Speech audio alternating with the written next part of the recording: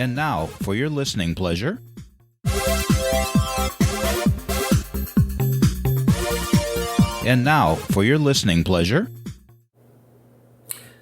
I know it is no secret I'm writing a memoir on trauma. Big trauma.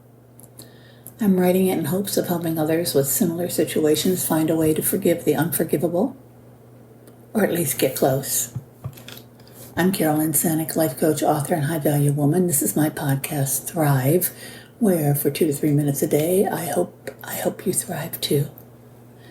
The past week, out of the clear blue sky, someone wanted to talk to me to ask if I could remember a significant event or what my thoughts were on why it happened.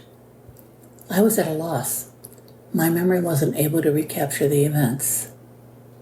I discussed it with a knowledgeable friend, and she suggested it was a control issue.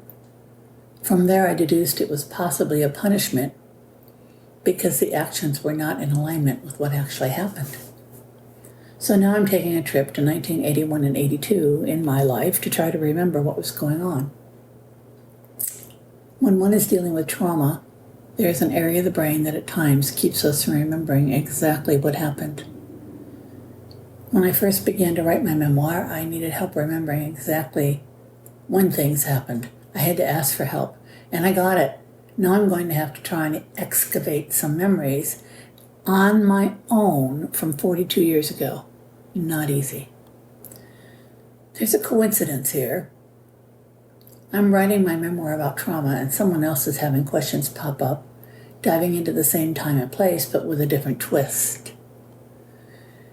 You never bury it fully. It will come back. My childhood trauma came back to me decades later. I had tucked that one far into the recesses of my mind until something triggered it.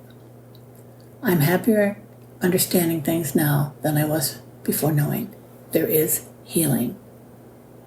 I'm Carolyn Sanic, life coach, author, and high-value woman. This is my podcast, Thrive. Thank you all so much for listening, and that is a wrap.